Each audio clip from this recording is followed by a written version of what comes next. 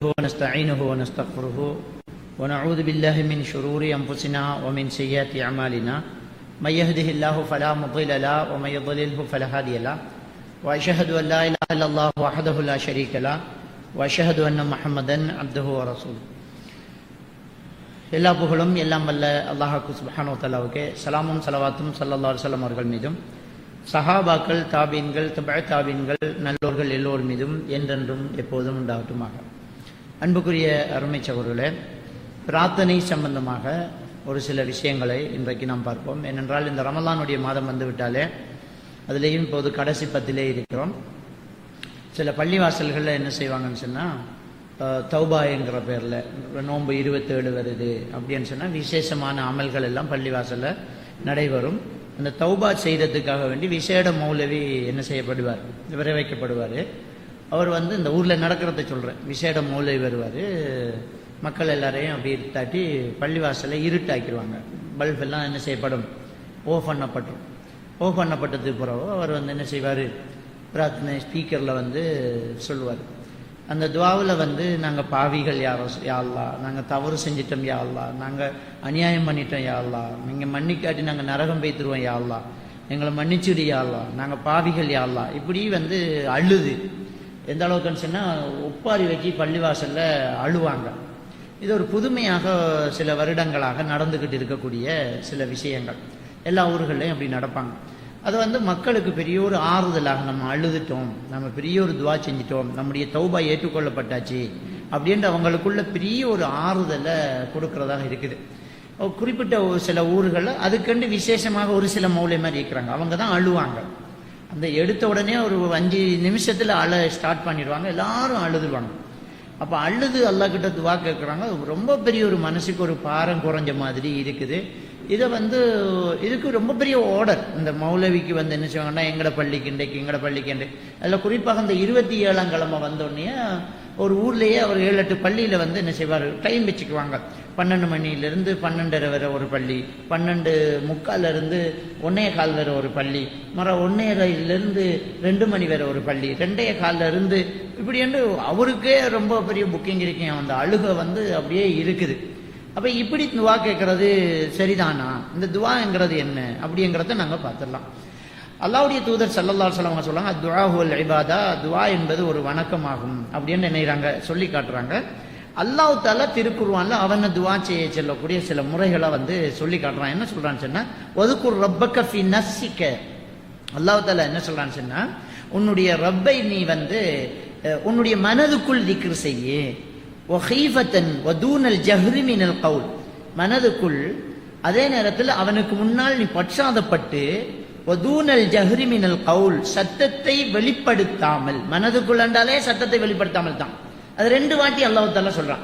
மனசுக்குள்ள சத்தத்தை உயர்த்தாமல் நீ அல்லாஹ்வை திக்ர் செய்ய, பில் கதுவி வல் ஆஃபால், காலையிலேயும் மாலையிலேயும், வலா தகும் மினல் காஃபிலின், நீ அல்லாஹ்வை மறந்தவர்களின் கூட்டத்தில் நீ ஆகிவிடாத அப்படின்னு சொல்லி அல்லாஹ் தஆலா அவனை திக்ர் செய்யறதுக்கு அல்லாஹ் தஆலா என்ன சொல்றான்டா, உன் மனசுக்குள்ள நீ அல்லாஹ்வை பயந்து சத்தத்தை உயர்த்தாம அல்லாஹ்வை திக்ர் செய்ய அப்படின்னு சொல்லலாம்.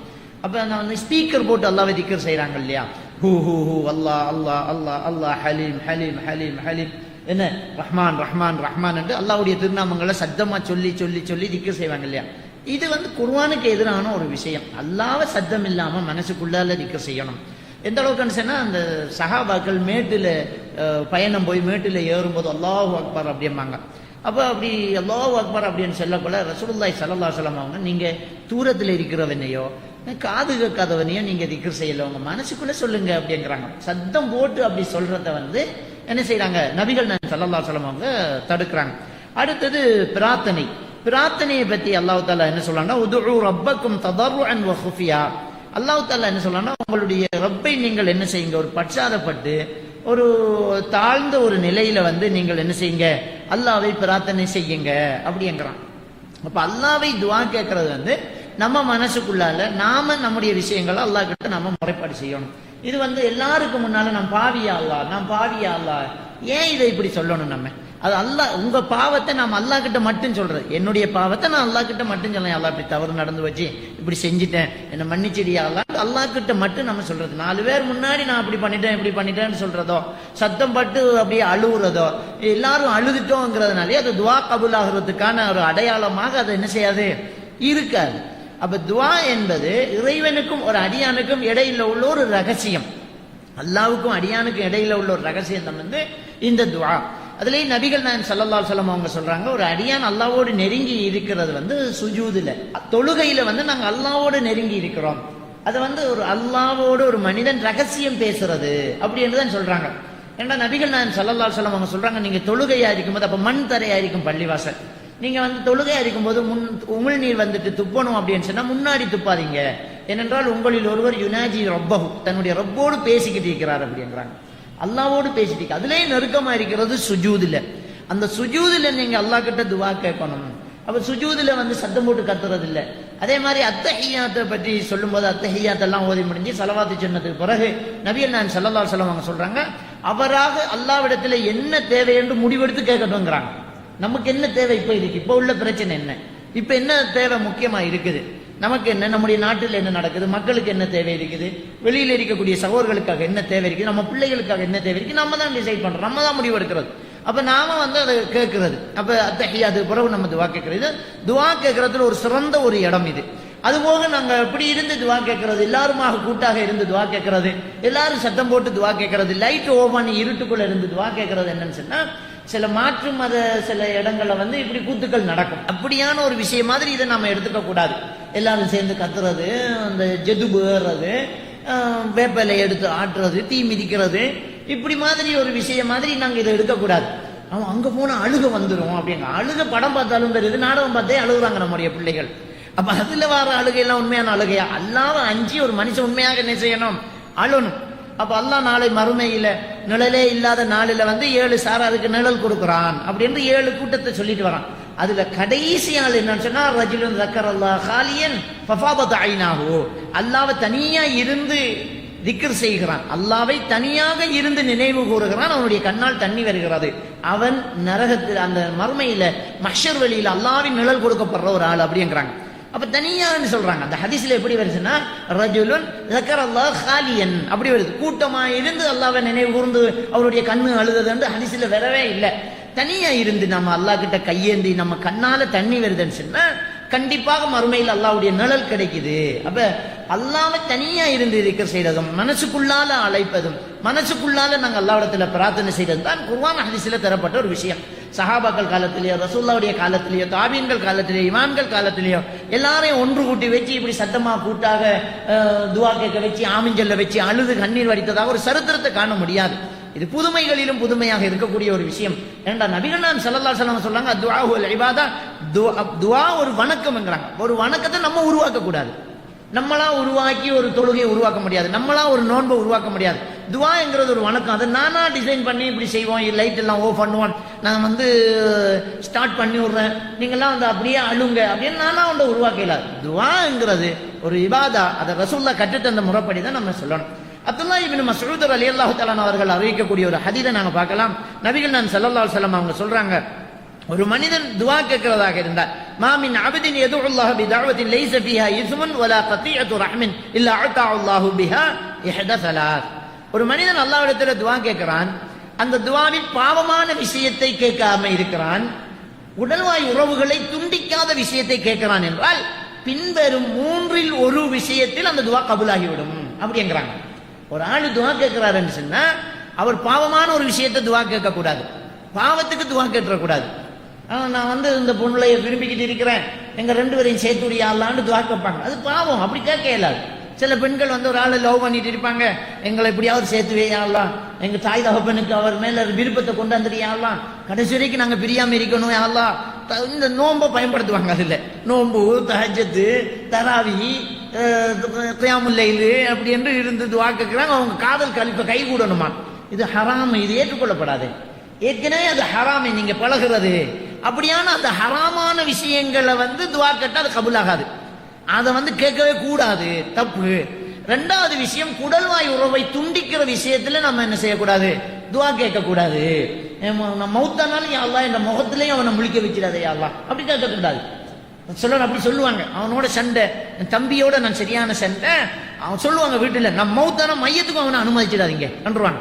இதெல்லாம் தப்பு. அப்படி சொன்னா கூட அதை ஏற்றுக்கொள்ளும். சிலர் கேட்கிறாங்க, வாப்பா மூத்தா போயிட்டாரு, வாப்பா சொல்லி வச்சிருந்தாரு, மௌத்தானாலும் மாமியை அனுமதிக்க கூடாதுட்டாங்க, இப்ப என்ன செய்யன்னு கேட்பாங்க. அவர் சொன்னாலே அது பிள்ளை, நீங்க சரளமா கொடுங்க.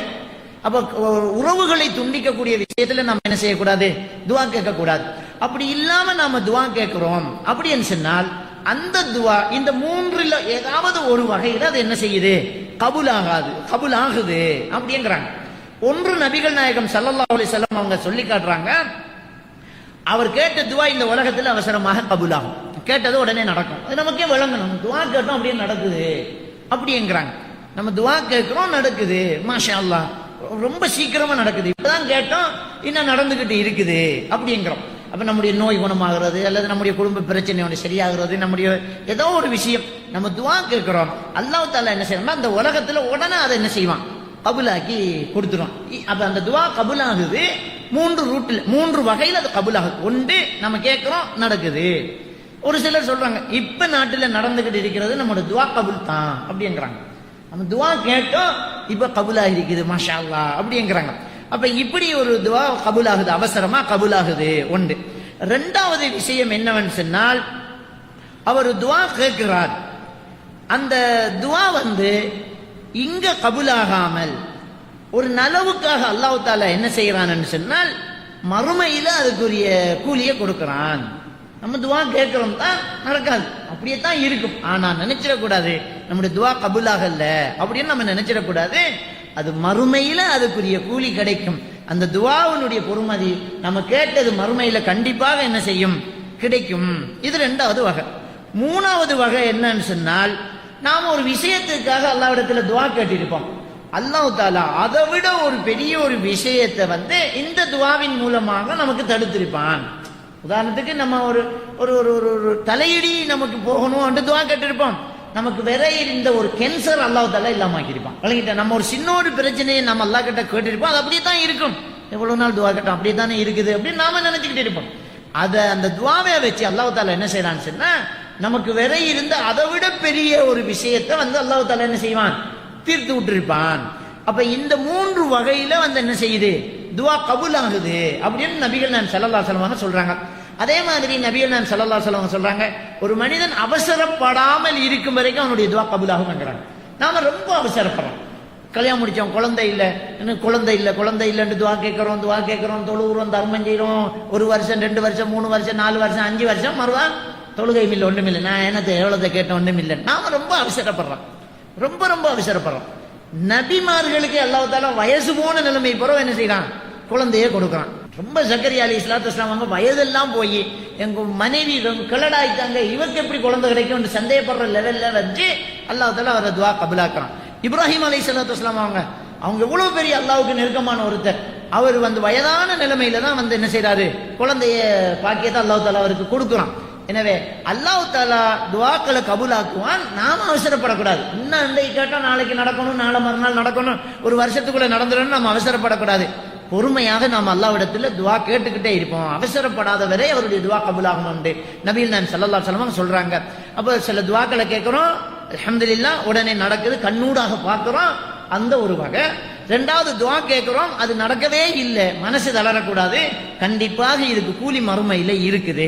மூன்றாவது வகை, நம்ம துஆ கேட்கிறோம், அது அப்படியே இருக்குது, ஆனால் நம்ம உடனே ஒரு மனசுக்குள்ள ஒரு திருப்தியை கொண்டு வரணும். இந்த துஆவை வைத்து அல்லாஹ் தஆலா நமக்கு வேற இருந்த இதை விட ஒரு பிரச்சனையை தீர்த்திருக்கிறான் அப்படின்னு நம்ம கேட்டுக்கொள்ளணும். இதான் அந்த துஆவினுடைய விஷயம். எனவே துஆ என்பது ரொம்ப ஒரு முக்கியமான ஒரு வணக்கம். அதை இந்த ரமலானுடைய காலங்களில் நம்ம கேட்கணும். அடிக்கடி நம்ம துஆ கேட்போம். அந்த துஆவை சத்தம் போட்டு இருட்டாக்கி அழுது ஸ்பீக்கர் போட்டு 4 பேருக்கு நம்ம பாவத்தை சொல்லி காட்டி கேட்கறது இல்லை. நாம மனசுக்குள்ளால ரகசியமா கேட்கறது. அல்லாஹ்விடத்துல அழுது கேளுங்க, சுஜூதுல அழுங்க, தஹஜ்ஜுதுல எழும்பி அழுங்க, சஹருக்கு நேரம் கையேந்தி கேளுங்க. நம்ம தனியா இருந்து அழுது கண்ணால தண்ணீர் வந்துட்டாலே மறுமையில் அல்லாஹ் தஆலா மஹ்ஷர்ல நிழல் கொடுக்கிறான். ஸல்லல்லாஹு அலைஹி வஸல்லம் அவர்கள் சொன்னார்கள், அல்லாஹ்வின் பயத்தால் அழுத கண்ணீர் பால் மடியில் இருந்து கறந்த பால் திரும்ப எப்படி உள்ளே போகாதோ அப்படி நரகத்தில் இருந்து வெளியில வந்துட்டேங்கிறாங்க.